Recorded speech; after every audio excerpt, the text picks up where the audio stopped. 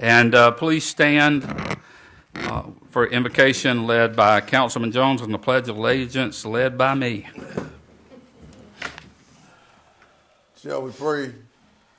Our Heavenly Father, we come here again this afternoon with thanksgiving in our hearts.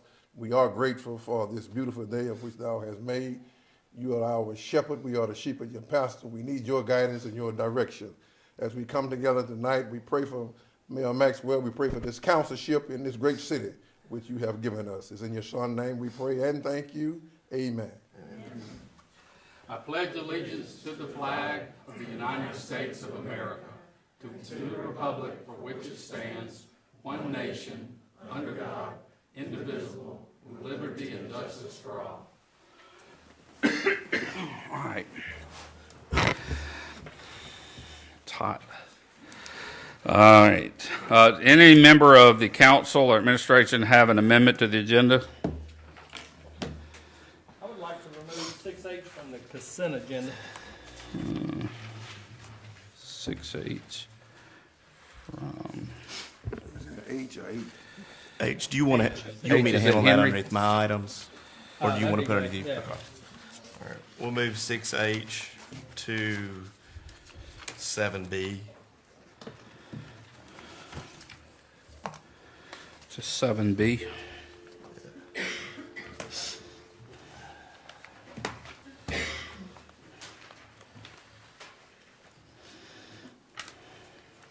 Okay.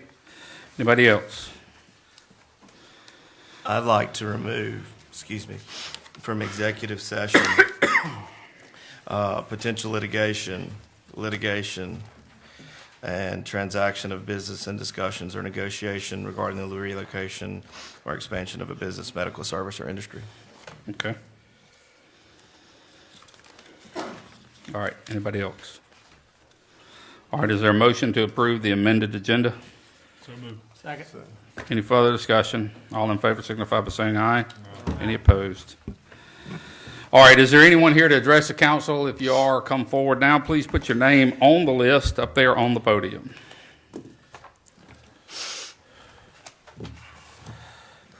All right, community recognition. We'll start with community recognition. Now, let's see. Is there any member of the youth council? Mayor's Youth Council? Not here. Not here. Okay. All right, so at this point, we have a proclamation. Frank, where's my proclamations? I'm on. Oh, you already got it? Okay, so Councilman Tipton is going to read a proclamation so we can recognize these folks. Is there anyone from the McGehee family in the audience? Well, I'll just stay right here and read it then. So, proclamation. Whereas Carl McGehee was born on July 4th, 1926, and will be 93 this year. And whereas Mr. McGehee is a lifelong resident of Jackson County who was born in Escatawba and has been a resident of the city of Pascagoula for at least 80 years. And whereas Mr. McGehee graduated from Pascagoula High School, Perkins Junior College, University of Mississippi, obtaining a Bachelor's of Arts in Latin and a Juris Doctorate from the University of Mississippi School of Law. Whereas Mr. McGehee served in the United States Navy during World War II, and whereas Mr. McGehee worked as an attorney for the Jackson County Board of Supervisors and in private practice and has since retired. And whereas Mr. McGehee is married to the former Sarah Murphy of Macon, Mississippi, and is the father of 3 daughters, and whereas Mr. McGehee has served his community long and faithfully on many civic committees focusing on preserving Pascagoula's heritage while moving the city forward as a community dedicated to preservation, beautification, and culture. Now, therefore, Mayor Dane Maxwell and the City Council recognize Carl McGehee for his lifetime of service to the people of Pascagoula and Jackson County, and extend appreciation to the McGehees for being dedicated citizens of Pascagoula. Be it further resolved that Mayor Maxwell and the City Council wish the McGehees all the best of health in their new home and thank them for their faithful commitment to community and for their many years of civic pride and stewardship. Okay, thank you for reading that. Is there a motion to ratify this proclamation by the council? So moved. Do I have a second? Second. Any further discussion? All in favor signify by saying aye. Aye. Any opposed?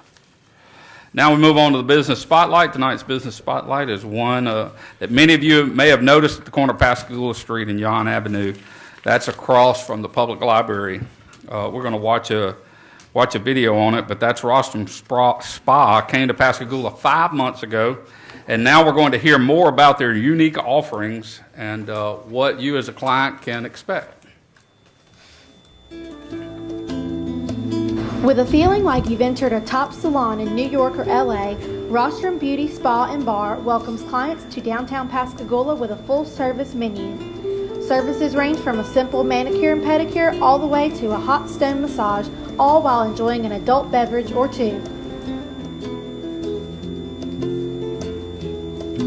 Since opening the salon 5 months ago, owner Vladimir and manager Eujakny wanted to create a comfortable and fun environment for clients who are multicultural and bilingual. With more than 20 years of salon experience, Eujakny views the salon as a one-stop shop for spa services, and they offer specials to people hosting spa parties for events such as Sweet 16, quinceañera, and bridal parties. Schedule an appointment or just walk in and see what Rostrum can do for you today.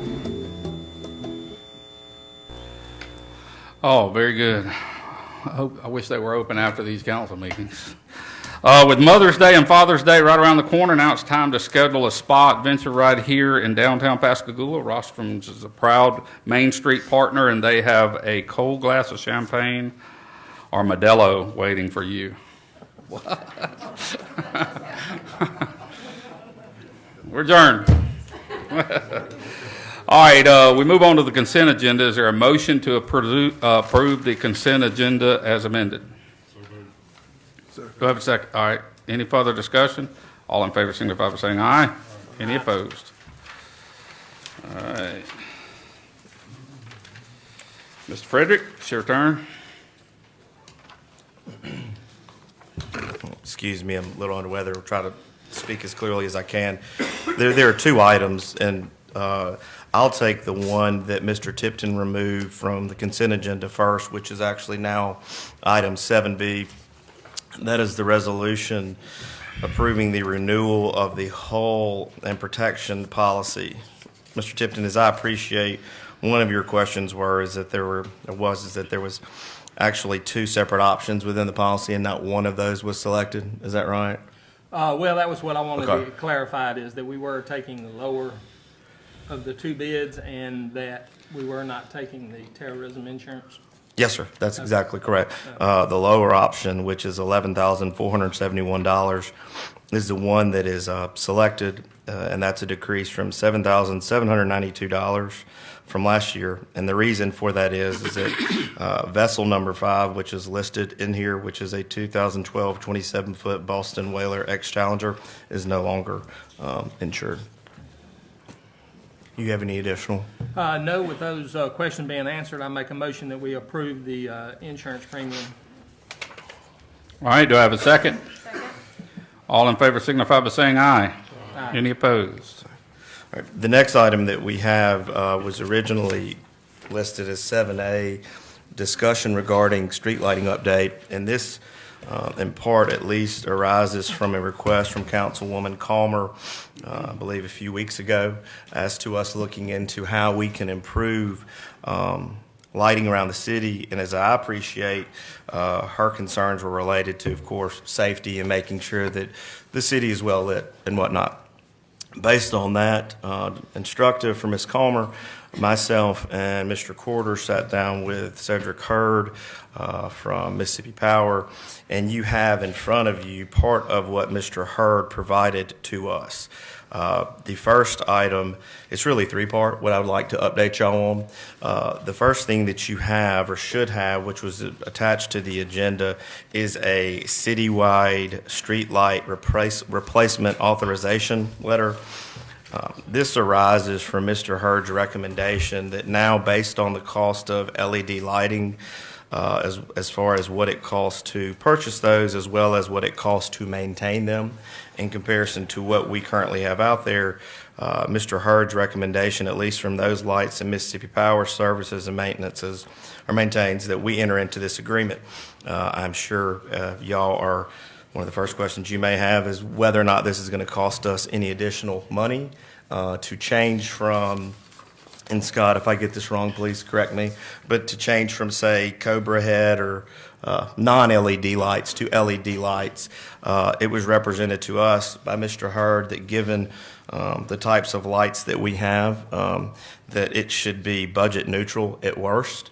That when you factor in the cost of replacement as well as the cost to maintain them as well as the power that they put out, it's just a recommendation that y'all authorize us, or at least the council authorize the city manager to execute that authorization letter. So that's the first part, which we can get to. There are two additional parts. The other two parts are, and this is directly related to Ms. Calmer's specific request regarding a lighting study.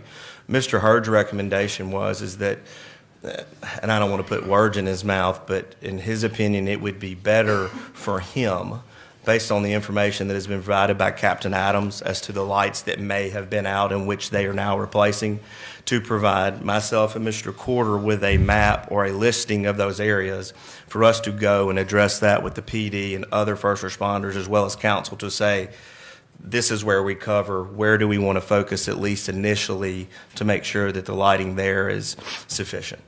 We're still waiting on that, right, Frank? Okay, so that's the second part. The third part is again at Mr. Hurd's recommendation that after our initial request regarding a lighting study, it was his team's opinion that what they would like to do is to take the Pascagoula Street from, say, the railroad tracks all the way to Ingalls Avenue, because it gives you a good, I don't want to say variety, but there are schools, pedestrian traffic, churches, nursing home there, and allow them to go ahead and upgrade those to LED lights as a sort of, I think he called it a pilot program, all of which sound good to us. I've known Cedric or Mr. Hurd for a long time, for probably 30 years, as has Mr. Parker. And not only do I trust his recommendation, but based off what he said, I think Mr. Corder and I believe this is the best route for us to go, at least initially. There's no harm in letting him do the pilot program on Pascagoula Street, but more importantly, as other municipalities have done, to authorize us to sign the citywide street light replacement authorization letter. I mean, if they're going to replace these lights, we might as well replace them with the right technology, which should benefit us by saving us money in the long run. And if y'all have any questions, I'll do my best to answer them.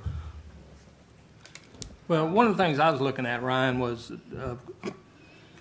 reviewing it. It's hard to tell which lights we are actually currently leasing from them, and in which case they already provide maintenance on it, and they already provide the electricity on it. So I think this is a combination, if I'm not mistaken, of the lights that we lease from them and also lights that we currently own, and then lights that they are just actually charging us based on, like the street lights also. Is that correct? Yes, but what this was is, this was Cedric's, or Mr. Hurd's way of stating, these are the prices that it would cost for us to maintain, repair, replace.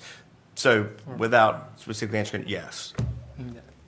Yeah, and so, I mean, and this is actually, and they probably didn't relay that on you, but it's a good deal for them too, because there's going to be less maintenance on their part, and there's going to be energy savings for their plants also. So it is a good deal for them.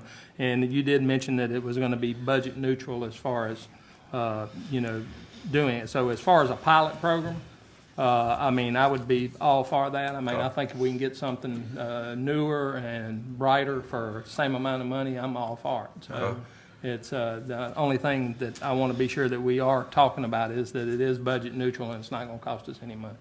I mean, yes, sir. I mean, that was, in fact, whenever we sat down with Cedric, the first thing we asked him was, what he offered to us is that previously, and I verified this with speaking with Ms. Turner today, is that, and you know this probably better than anyone up here, is that even 1 or 2 years ago, the cost of these LED lights were more than what they are now.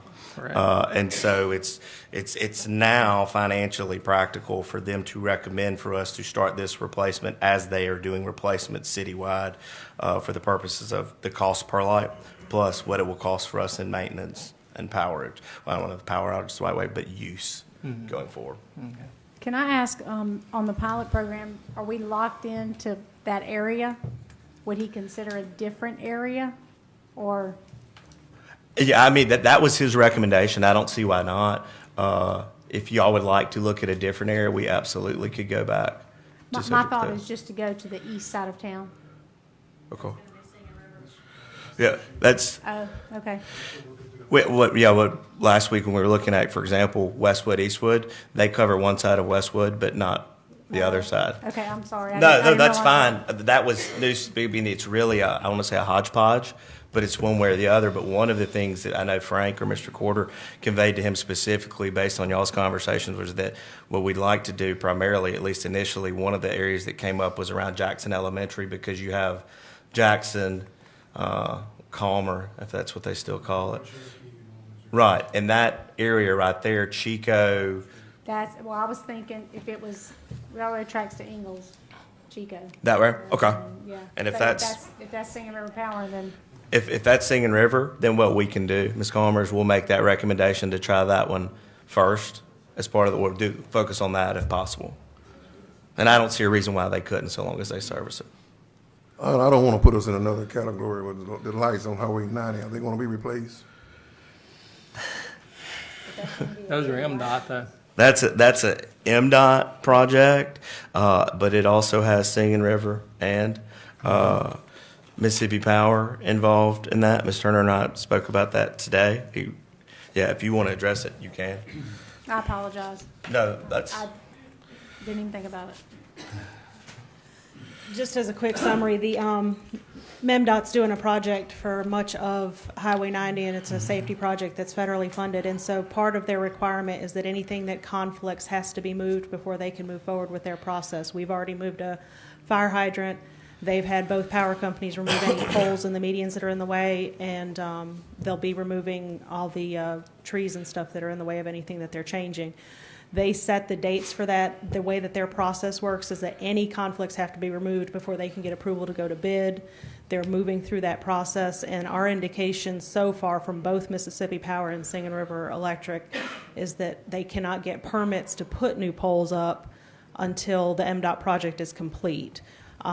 That will involve what I consider a substantial cost to the city to put them back up. The demolition and removal they will do for free.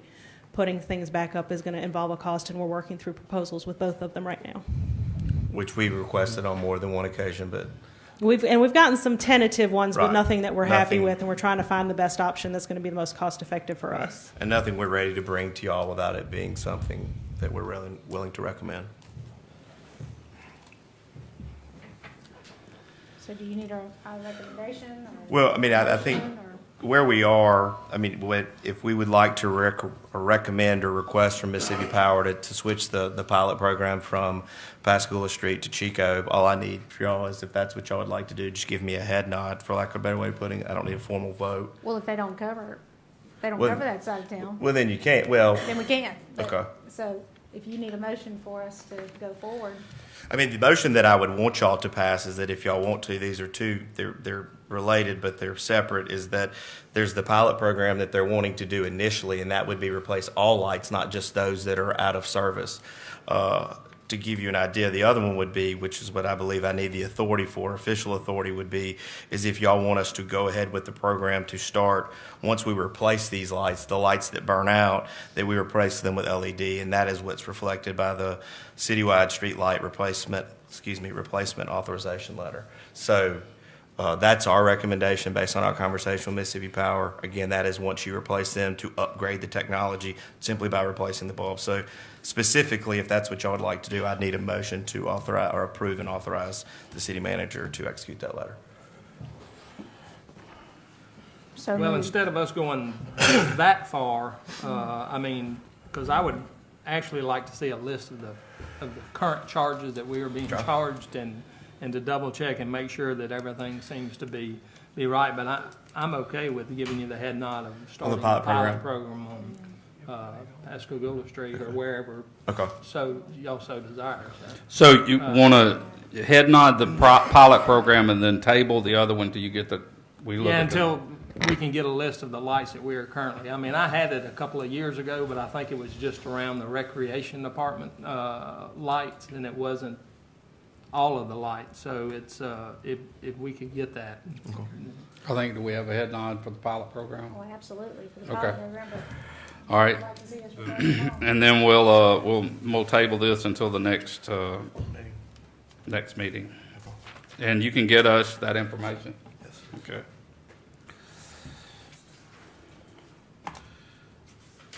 All right.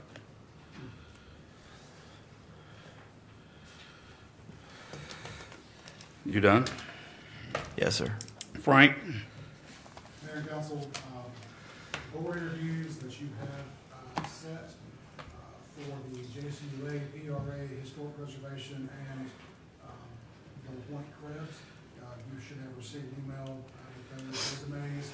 We'll be notifying the rest of them that the interviews will be on the 16th, the next regular scheduled meeting for these positions. That's one thing. Second thing is, the runoff election for Ward 2 is next Tuesday, April 9th. Precinct is located at Iglesia Bautista Fuente de Vida Church on Arlington Street. Of course, the polls are open from 7 to 7, and absentee voting, that's the next thing. It continues through this Saturday, April the 6th, beginning at 8 until noon here at City Hall. And that's the last day to vote for absentee in person. And then the mail-in absentee ballots should be received by 5 p.m. on Monday, the 8th. Hey, Frank, where's your microphone? Okay, will you come up here, because those folks, say that again where they can hear you. I'm old, I can't hear. A little bit slower this time. Yeah, slow us down. Just to reiterate the announcements for this evening, the board interviews for the JCUA, the PRA, the LaPointe Krebs Foundation, and the Historic Preservation Commission will be on the next regular city council meeting on April the 16th. You should have received those resumes via email. Next thing is that the runoff election for Ward 2, the special election, is next Tuesday, April 9th, at the voting precinct located at the Iglesia Bautista Fuente de Vida Church on Arlington Street. Polls are, of course, open from 7 to 7 that day. Absentee voting continues through this Saturday, the 6th, beginning at 8 a.m. until noon here at City Hall, and that's the last day to vote in person for absentee. And all mail-in absentee ballots are due in by next Monday, April the 8th at 5 p.m. And also, just to clarify a couple things too, on your consent agenda, there was a new appointment made to the Pascagoula Recreation Commission. Matter of fact, he's here tonight, Jason Williams. Thank you for being here. And then also on your consent agenda was the approval for travel for MML. If you're interested in going to that, please let me know, myself or Karen Strickland in my office, and we'll get you signed up for that as well. Okay? All right, so next Monday is the end of absentee voting, is that what you said? In person is Saturday, next Monday is mail-in is the last day. Okay, Saturday in person, here at City Hall. Okay, I'll say that to them.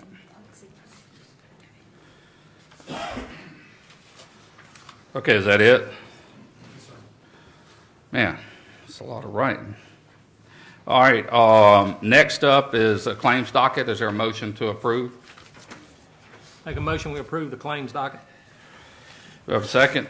Second. Any further discussion? All in favor signify by saying aye. Aye. Any opposed? All right, Mayor, council items now. Ms. Calmer, 10B. 10B1, 10B1 or 2? 10B, starting with 10B1. Okay, let's start with 10B1. So I've done several ride-alongs now with the Pascagoula Police Department, as have other council members. And first of all, I want to make it very clear that this is my inquiry. It's not, there have been no complaints from the police department, from the chief, or from any officers. These are simply my questions from my observations. I've asked questions on every ride-along. I've written my observations. You know, I ask questions. I say things at every meeting just about after I do the ride-alongs. What I've learned during the ride-alongs has been that, number one, we want to be a proactive police force and not a reactive police force. So that's really my main reason for bringing up this item for discussion. Because I believe we were elected to make things better.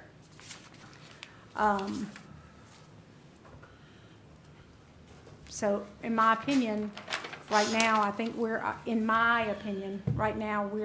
operating with an insufficient number of officers.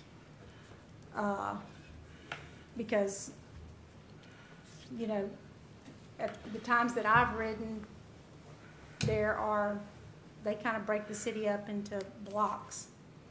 And every call, just about every call, requires 2 or 3 officers. So when those 2 or 3 officers go here, there's 1 officer covering the whole rest of the city. And that's not very good. Because, you know, you want it to be very uncomfortable for criminals to commit crime in Pascagoula. When we do that, Pascagoula becomes a desirable place to live, an undesirable place for criminals to be. That means there's more arrests happening when police officers are being proactive. There's less drugs, there's less guns, there's more visibility of those guys out there. You know, last week or the week before? Last week, the Rev and I went out with police officers, and we were able to be in the car with an officer who was being proactive. Well, being proactive got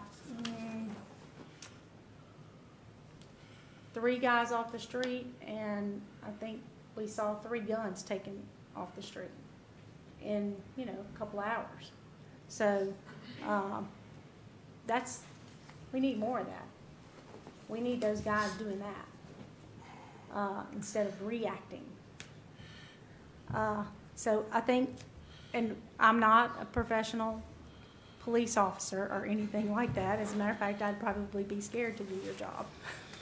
But I think we could probably achieve being proactive instead of reactive if you guys had a few more officers on each shift. I don't know what that number is. My guess is 2 to 3. I'll ask that question in a minute. But I'm gonna ask a question to the chief, and I wrote it down so I didn't mess it up. Chief, the council is responsible for your budget, and we cut due to a deficit. You and the police department are doing an amazing job and a professional job, and I never, ever want that to go unnoticed. But we do appear to be stretching you guys thin. And that may have negative results to your department, and it may have negative results on your officers. And by that I mean, you know, morale. May force your guys to want to go to another agency. I don't want that. I don't want crime in Pascagoula either. Like I said, it makes it difficult for us to try to rebuild the city. So, and you may not want to answer this, and I don't blame you if you don't. Is my assessment correct that maybe we cut your budget a little too much so that you couldn't hire the officers that you need? I think that part of what you're seeing is just some empty positions that we had that it's just taking some time to fill. You know, cuts were made all throughout the city. I'm very much aware of that. I think most of the officers are. I appreciate your comment that what you're seeing is us getting the job done. I feel like we are. Not without difficulty and not without everybody having to take on extra responsibilities and extra duties from me all the way down. You know, I think that we're about 2 officers away, and that don't count the ones that we've hired that are in training, so you really can't count them as boots on the street, from being up to to our budgeted number. So what we've done is fell below the ones we did have in the budget, not even factoring in the ones that we had to eliminate from the budget this year. You know, I've had discussions with just about everybody, most of the councilmen, the city manager, the mayor, and you know, everybody has assured me that their goal is to, as quickly as we can, program those positions back into the budget. Do I need those positions? Yes, we do. Is anything lacking now? No. You mentioned morale. You know, I think overall, morale is a subjective thing to try and measure. You know, we are having to make the guys work some extra overtime. We're having to keep some guys on multiple rotations of midnight shift because on the day shift I've got traffic, CID, and the administrative staff who can kind of augment the patrol shift. So we want to keep those night shifts up to the highest level. Again, the short answer is, do we need our people back? Yes. Maybe we can program some of those back into the next budget. If y'all give me the go-ahead tonight, it would probably be then before I could get them off the ground anyway. We got to go through the civil service process. That's a pretty lengthy process to even get to where we can't hire somebody. And then, you know, then those guys have to go to training. So we'd be looking at about 8 months if you told me hire tomorrow, all you want. And then training, Sir? and then on-the-job training. Yes, sir. We got that training process. So you're looking at really about 12 months before you can hire somebody tomorrow, and this time next year they'll be cut loose. That's a good average. It takes about a year. And that's one of the things that we've had lengthy discussions about Yes, sir. here. So that's one of the things I think I brought up during the budget process about that length of process, especially to him, that we have to be mindful of what you have to deal with. And Donnie is, you know, when we're talking about hiring people for next year, we need to be doing that this year. Yes. And we're certainly talking about filling those positions as much as we can, given the current fiscal crisis that we just endured. So I think any time we can sit down and have an agreement about that, whether we have to call a special session or not, just to get that process moving, I'd be hugely supportive of. Yes. And if I could add, you know, part of the issue with the hiring this go-round and why it's taken, so the pain's going to be a lot less once I get these guys out of training and get the rest of these positions hired. We're going to be in much better shape. But we established that list, I think, in July of last year. Yeah. Which is about the same time, you know, we realized where we were at financially, so we didn't hire anybody off that list. So a lot of those folks, when we did get to a position to hire, have you know, found jobs at other agencies or just went to another line of work and weren't interested. And it was only then that we could start the process of you know, evaluating these guys. And quite frankly, we've washed a ton out in just backgrounds, polygraphs, things like that. We recruited heavy for lateral transfers, which is an academy trained officer that we hire from another department. We've had 3 of those apply.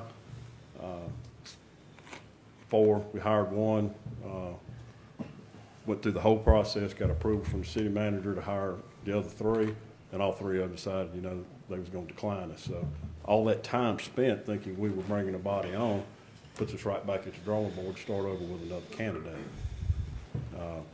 I think traditionally, you know, looking back at some numbers today, we're not unlike any other police department. Every police department in this nation is recruiting hard. Yeah. Some of these bigger cities, I mean, they're just in a major bind. It's difficult to recruit, but, you know, we're averaging about a 10% shortage.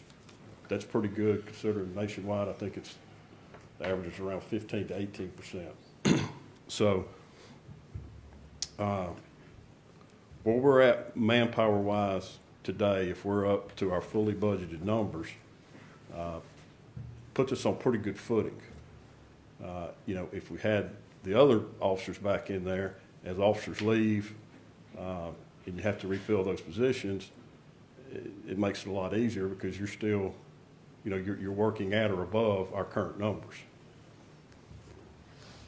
So have I answered your question? So how many officers is ideal for you? Ideally, I would like to be back to our this budget, which was 65. And how many officers do you have? As we sit here today, I have 55. So 10. But And two of those, I still have two positions in the budget that we're gonna hire for. We've just gotta get the people recruited. You got one in training now. Two. Two in We've training. got two in the So- training. They just completed the academy about 2 weeks ago, so now they have a 10-week field training program to go through. And after that, you know, that will actually count as a boot on the street. So with those four, that brings you up to 59. The two positions you've got approved. No, sir, wait, I'm counting those positions as actual, I'm counting those in my position. I actually have 55 on staff. so 51, as we but sit here. 55 with those four added in. But that's what we got down to. And we have 57 budgeted. Now, you said like all the police departments, you know, I retired law enforcement, so I'm very, very familiar with how this works and been in your shoes. So one of the hardest things is recruiting, and then when you get them is to keep them. Because Biloxi will raise their salary $1 and everybody goes over there. We advocated trying to raise those early on when we were under the incorrect, because they prohibit me to say what I want to say, but the incorrect budget that we were given when we first took office. We had talked about raising those up and adding 10 more positions aside from the 65. Correct? So Yes. ultimately, I think my goal hasn't changed for that. I think everybody on here would support that. And I think we're moving in that direction. It's just not as fast as we all want to be, so. Heck, I just want to get them to the 65. 75 would be great, but if we could just get them to 65. Yeah, I mean, I would too. I think you're headed in the right direction, but I understand recruiting. I did it for years. It's very tough and very competitive, especially now. It was a lot easier back when you and I were patrolling than it is today. So what incentivizes that is doing what we did during that budget hearing is keep that merit pay. Look, and speak of overtime, are your guys not wanting the overtime? Some of it, we're having a hard time, and we've actually had to take a stance of mandatory overtime. Yeah. Just to guarantee, and mainly what that means is, you know, if we know we're gonna have somebody out, be it training, be it vacation, or whatever, you know, we can deal with that ahead of time and go ahead and have somebody in place to work. Yeah. It's when a guy calls in sick, you know, suddenly gets sick on a Saturday, and you start trying to call people to get somebody to come in for They don't overtime. answer that phone. They're All right, so phone back call in the rate. day, though, we all loved that overtime. We used to beat the doors down to get it. I wouldn't think that it's a matter of they don't want overtime or they don't love overtime, but they're worked to death. And they're tired and they need a day off. And in addition to, can't lose sight of, in addition to just our day-to-day operations, there's a lot of details that, you know, these guys work. The school always has stuff going. You know, we have people that rent our senior center, things like that, for different events that require them. You know, some of our special events and things like that we do that require some additional police presence. So it's a lot to keep staffed and manned up. No doubt about it. Are they working overtime to do those jobs? Or is that a separate Most pay? of those, like the school pays them Yeah. for, you know, working ball games and stuff like that. If you have like somebody has a wedding reception at the senior center and they want to have alcohol there, they're going to have a police officer, and that individual is responsible for paying them. Well, all right, what about the, catch us up on the reserves? Where are we at on that? We haven't really been successful. We've been able to recruit like 2 new guys that are actually in the Reserve Academy now. We have been fortunate enough that some of our people who have left have stayed on as a part-time officer. So, you know, we had one or two leave to go to work for a school system, just better hours, summers off, things like that. One guy was an engineer before he got in law enforcement and just got an offer he couldn't refuse. We've had 2 leave to go to work full-time for the military. So probably 5 of those have stayed on as part-time officers. So they're helping out with our bigger details. Yeah. They come out, they donate some time, but they also, we pay them to kind of offset some of the overtime cost when these folks are available to help us out on the weekends and other incidents where we're shorthanded. But it's just proven extremely difficult to get anybody to make that commitment. It's like 8 months, they got to go 3 days a week, a bunch of Saturdays. You know, they're very restrictive on any time they can miss. And most of these people we're talking about a reserve, you know, they have a full-time job somewhere else. And then they just, you know, they want to serve their city, they want to be involved in law enforcement, but, you know, several years ago, you just said you were reserve and you was reserve. But now they go through the same hours of training that a full-time officer goes through. And it's very hard to find somebody willing to make that commitment. For free? But we looking every day. Yeah. What is there, I know you and I talked about pay increases, and, you know, I've advocated for us trying to bring that pay level up where we're not really competitive with those. We're the place to go, and that's where you got to stay. We were that way for a long time before, you know, even when my dad was in there. But and after that, it was still that way. So I think that's a goal we need to get to. What is there out there that we need to be doing that we're not doing to support you? You know, I think is to the extent possible, you know, we're getting the support. I mean, there's only so many dollars in the bank right now, and you know, we didn't program any capital this year, so, you know, coming up on this next budget, we're going to need to be thinking about cars. We've got some cars that are, you know, one I looked at the other day, over 24 months, we spent $5,000 at the garage on it. And this is, so, you know, some of the cars are aging out. We're going to have to replace some bulletproof vests in this budget. So what kind of car was that? Ma'am? What kind of car was that?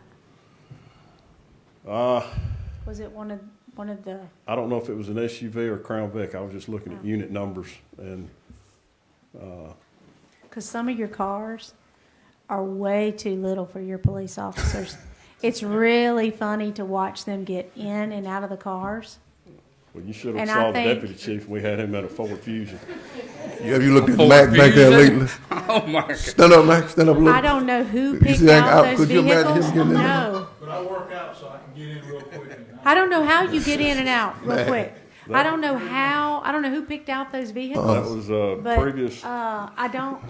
apparently they didn't look at the officer and the vehicle, because it's almost like here's the officer and here's the vehicle.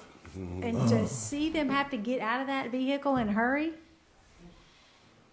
is ridiculous. Chief, before you retire to your seat, I want to commend you and your officers on a job well done. With so much division going out throughout the United States between the policemen and the citizens, the young man that we were able to ride with, the main concern that he had was while he was patrolling his area, he noticed a disturbance going on behind a store. So he had pulled in there to resolve that situation. At that time, he got a call of a disturbance, domestic disturbance. So he had to leave that site and go to another site. His concern was that while he was wasting time on these lotteries, people that were lottering, that he wouldn't be able to make it to the domestic situation in time. When he got there, then he got another call. So he was saying he just didn't have enough officers to cover that particular ground on that night. But to see him and to watch him work with citizens, I was totally impressed. Thank you. And I just want to tell you, we appreciate your service. I'll be sure to share that with him. And tell him I still want to drive that car here. You could fit in it. Yeah, again, you guys are extremely professional. Treat the citizens with the utmost respect. And I just want us to do whatever we can do. The same for Chief Carlson's department. I mean, it is what you guys have to face on a daily basis. You know, your guys did an amazing job the other night. And I hate to see all these guys struggle with a work schedule and being worked to death. So,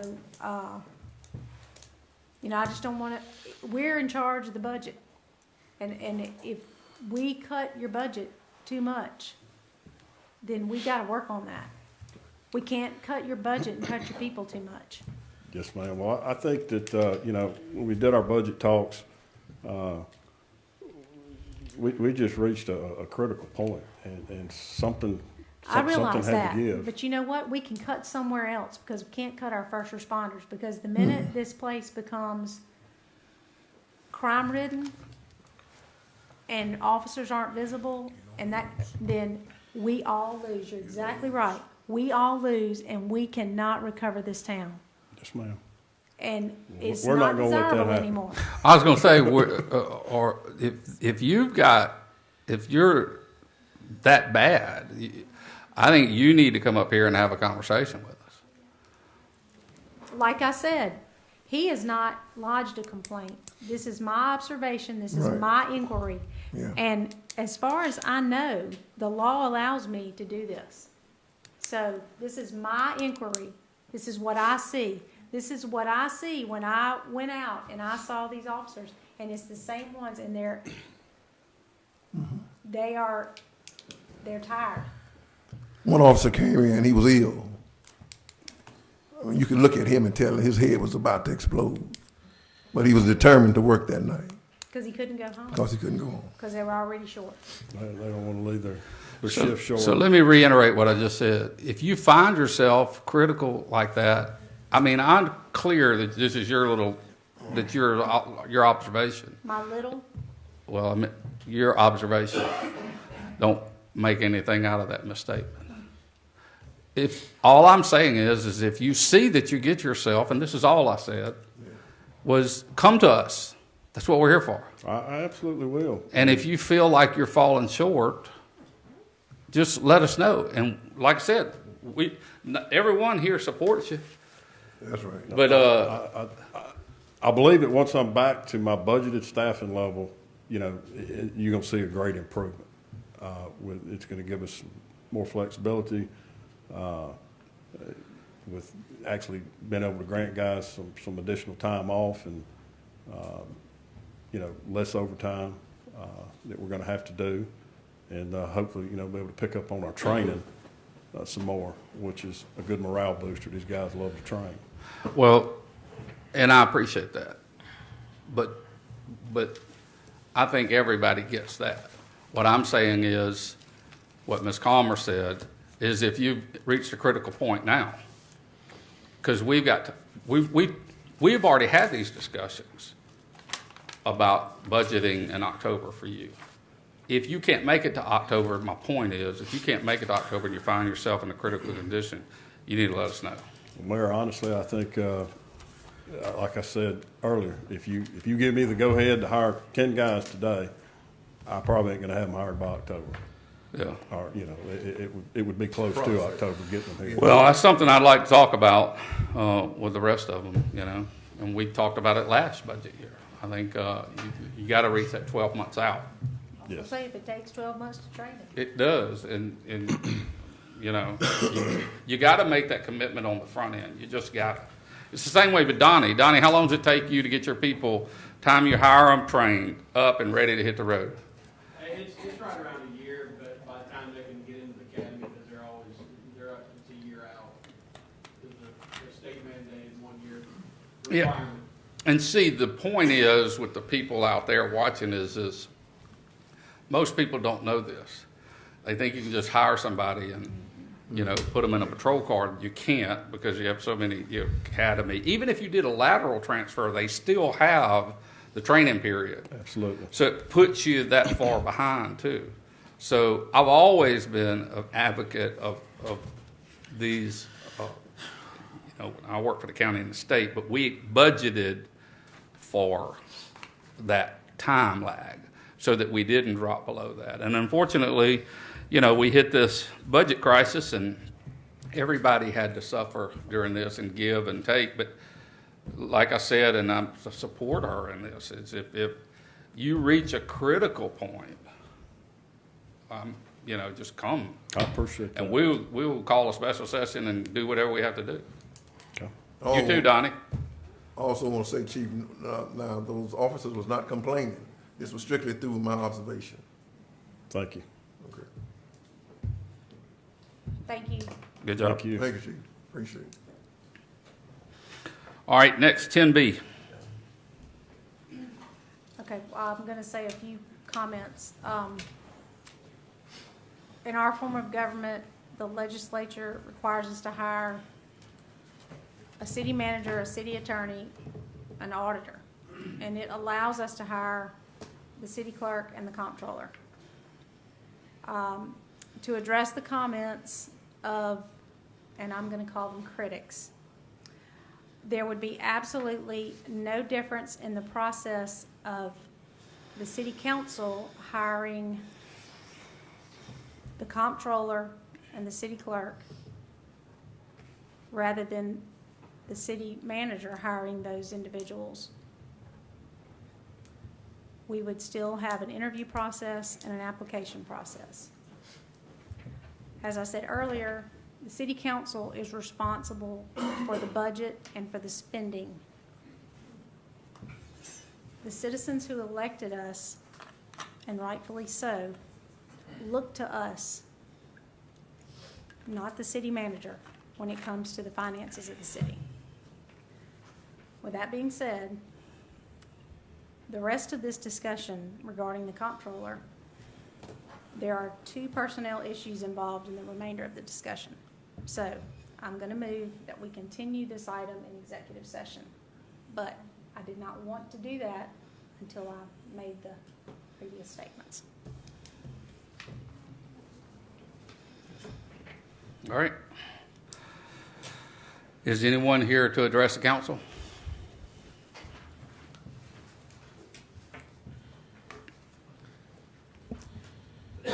I know all of you. I'm Jimmy Calmer, and I wanted to address the council for a few minutes on the baseball complex. It's no special timing tonight. It's just I ride by and I see the progress. I don't know where exactly the council is on accepting bids for the various parts of the project. It's just a lot easier for me to come talk to you all together than catch you on the street somewhere and talk to you about it. So let me mention 3 things.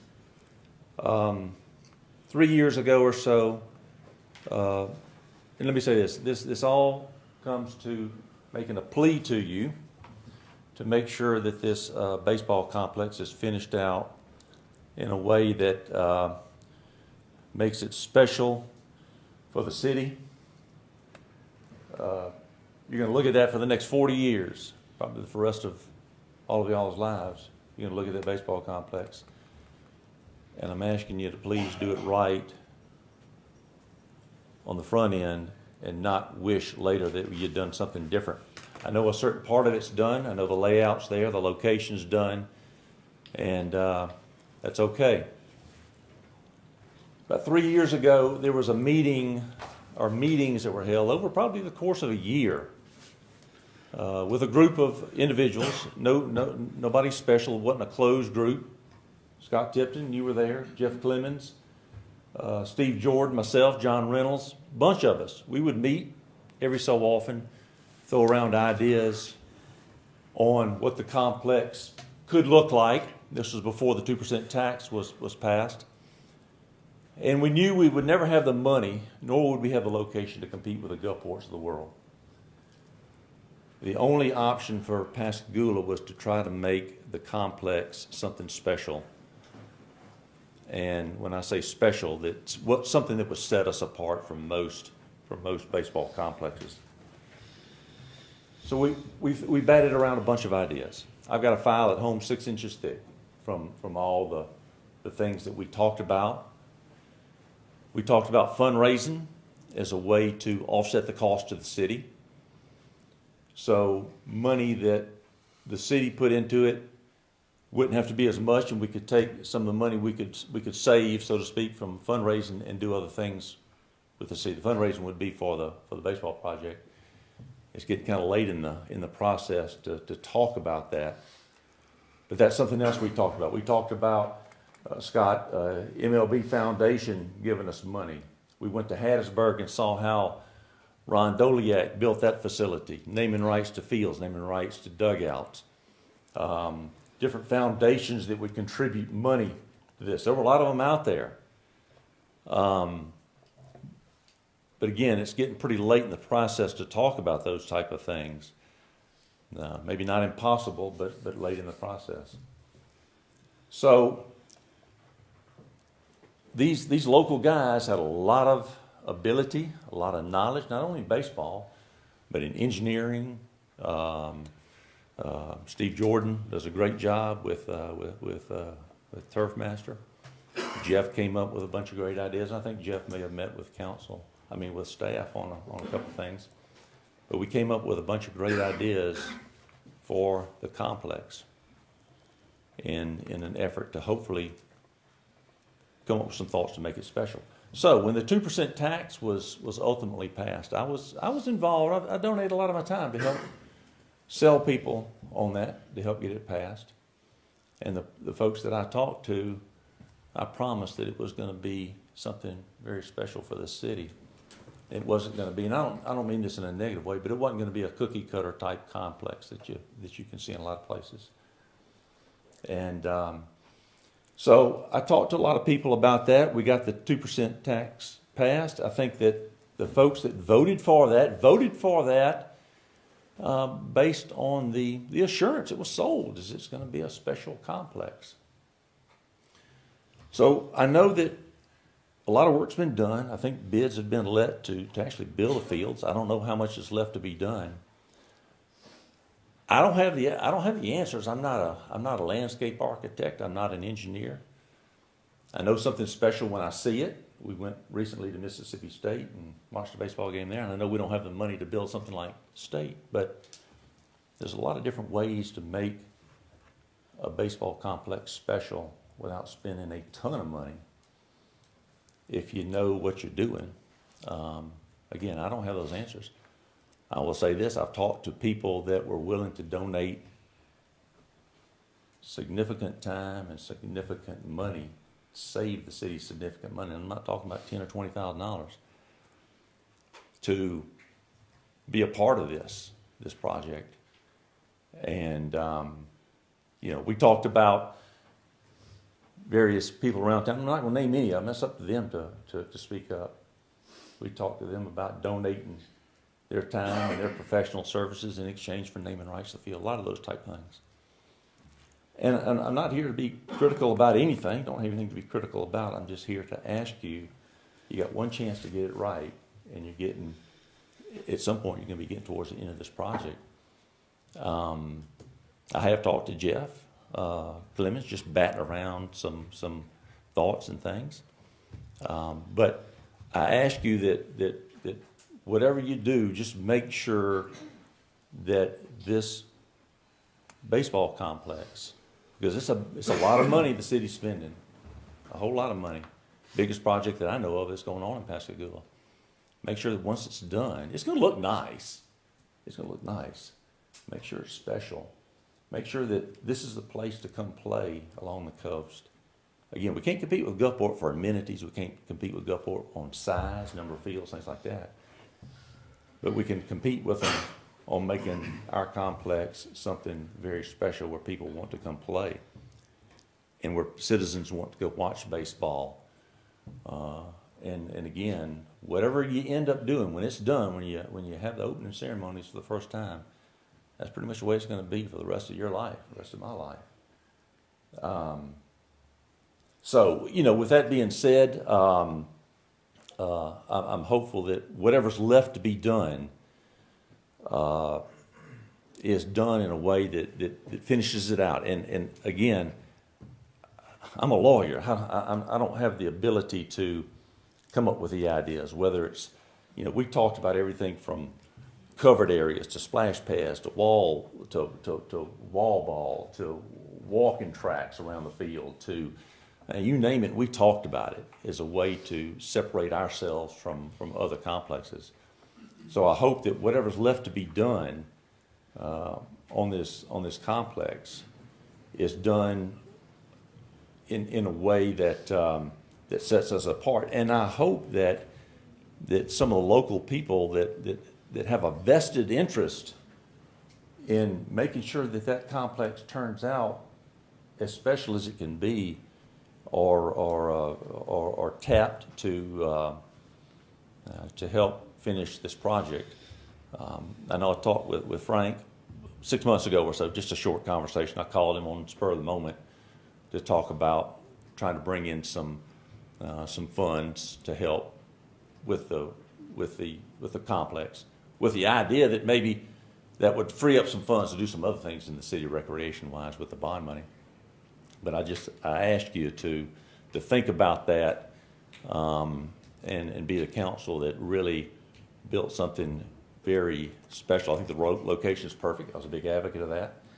The thought was that we bring in teams, we bring in activity, we tie it into the downtown areas, we try to redevelop the city.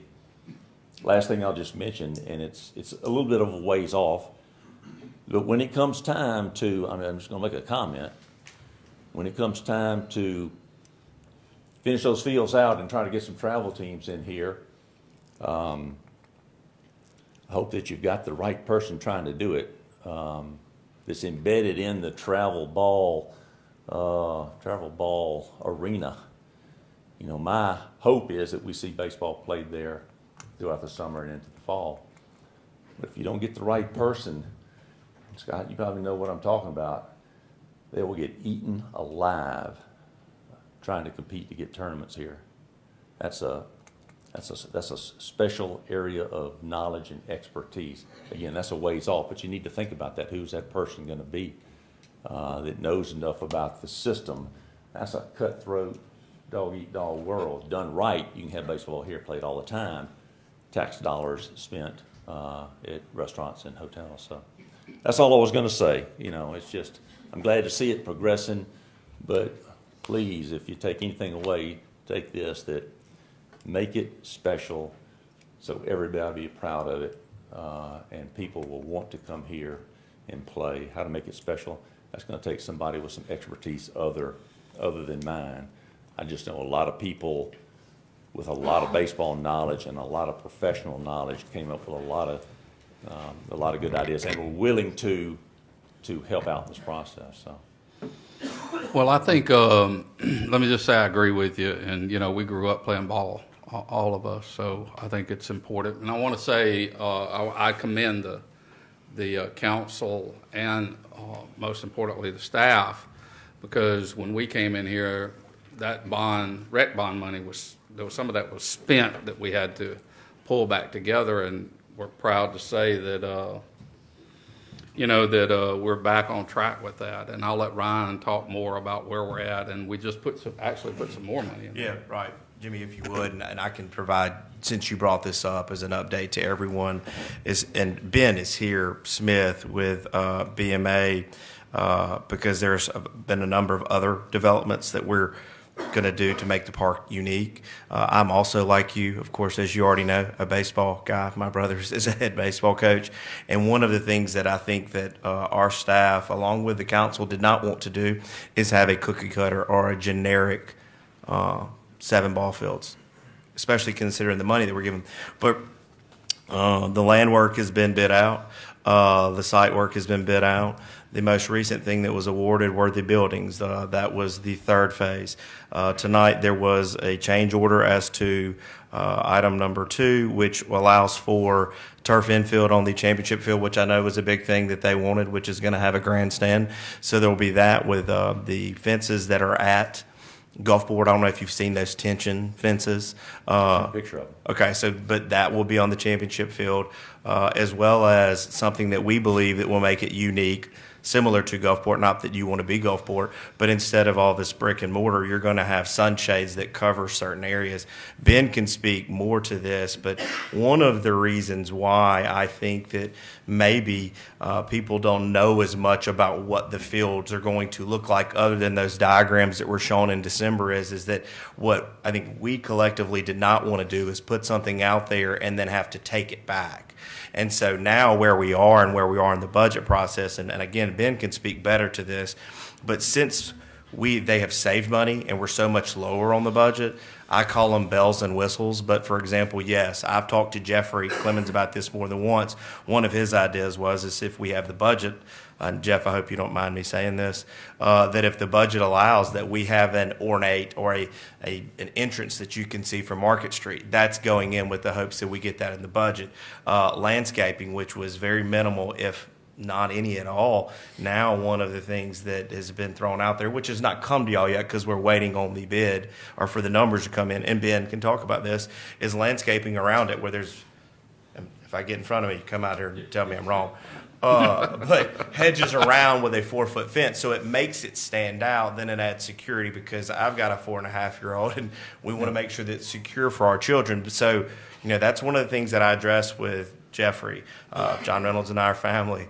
And so I understand certain people's desire to make this not cookie cutter. I think we're getting to that, but personally, and I think Frank agrees with this because we're the ones that have been here with the day-to-day, is we didn't want to put something out there and have people think this is what they were getting and then turn around and say, yeah, by the way, that's not. And so part of the reason why also we have not had an official groundbreaking is because we don't know what's going to be in the budget that shows this is the grandstand for the championship field. And instead of having a Smokey Harrington or one of those grandstands with the metal roof, which is a complete hurricane item that can be destroyed by a hurricane, is maybe if we do with these sunshades that you see that are tiered, which means we can remove those before, but it also gives a little bit of uniqueness. So we're working towards those now that we have the money. Ben, what did I say that was wrong?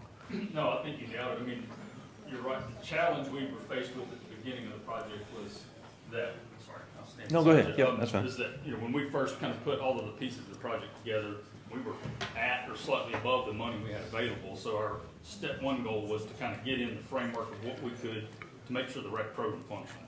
We've gotten that accomplished now, and thanks to some really good bids from local contractors that I think you could say are partners in helping this project get done, we're now under budget, have some cushion, and now we've got some amenities, the shade structures and things like that. Now we're looking at what grandstand layouts we can add to those fields to help make it a better place. I was telling, it's funny that we're talking about this tonight because I was telling somebody the other day, I said, when this project is done, I think Pascagoula is going to have one of the best places for having parks around that we go to. And we've been to a lot of them, and I'm excited to see it come together because the key component to this that'll make you better than a lot of the other places is the place the park's at.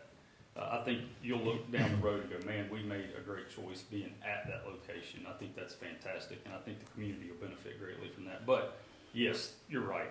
We're at that point, and we do have to keep moving pretty aggressively to get some of these things added in, because we're less than a year out from being done, so Yeah. agreed. I would ask you publicly to use local contractors that, to the best of your ability. I would like people to have a vested interest to work on that project. We would like that too, to keep the tax dollars in Jackson County. Yeah, In absolutely. Pascagoula. Right, But let me again, interrupt for 1 second. Are we going to have these guys get together to do the fundraising? I know we talked about this previously. I've already went to Chevron, Ingalls. No, I'm talking about these guys that worked on this 3 years ago and have this big amount of information. If I may, if they're willing, they'll come give me a call, give me a ring, text me, email me. I'll be glad to make myself available anytime, and we'll have a conversation. Ben's already provided the specs on what can be sold, donated, those kind of things, and we're sitting on go with that. And I was told that we would be contacted about that, so we've kind of been waiting on that contact. So now that y'all are here, please give me a call. Yeah, I think it's a little bit late in the game to do a fundraising like the Economic Development Foundation has done in past years. We'd met with those guys to do that fundraising for the baseball complex, but I think you're late in the game for that. You're probably not late in the game for other ways to garner money for the complex, which would hopefully free up money. I'm not talking about let's raise a bunch of money and just keep pouring it into the complex, because there are other areas in Pascagoula recreation-wise that need attention. So the more money we could get for the complex via sponsorships or other Field ways. naming rights, those kind of things with brick pavers, those things that go back into maintenance, annual maintenance on the complex, that will be reoccurring revenue, would be very, very beneficial. Right, but hopefully, my thought is to free up some funds so y'all can do other things with other recreation Yes. projects. You get the right person to run a travel ball program. Hopefully, that's going to bring some good tax revenue to the city, to restaurants, hotels, things such as that. But you got to get the right person, or that business will eat you So up. are you going to answer the question, Mr. Calmer? What's that? All right. What's the question? Fundraising, are you going to get your group together? and- Well, I mean, it only if the council's behind it. We're behind it. Absolutely. I mean, I think we're- you got to be behind it, because I don't think anybody wants to donate a lot of time for something that doesn't come to fruition. I think there's limits on what you can do fundraising wise, but sure, I'd be able to help. I'm not in the same position I was when I was in private practice, because I owe my full days now to the county. But sure, I'd be willing to. Ideally, if we had some of your groups who were doing this in the first place, along with a couple reps from the local leagues, the rec commission, and of course, staff, we could actually make that happen in short order. Yeah, and I don't know if this can be done. Could, and I'll just throw this out there and then I'll sit down. Could you tell a sub, you do the work at cost, you do the work free, hypothetically, and we'll give you 5 years naming rights on this field?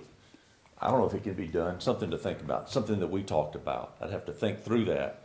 But I think Hasburg, Scott, did they do 5-year naming rights to the fields, I believe, if I remember believe right. that's correct, yeah. So anyway, ideas, I just asked that as that $10 million or so project is finished up, let's make it something that we can all be proud of. Thank you. All right, is that all?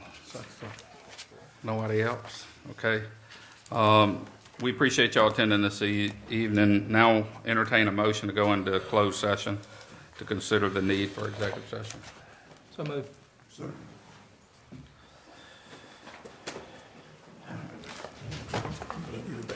I'll get it back. Okay,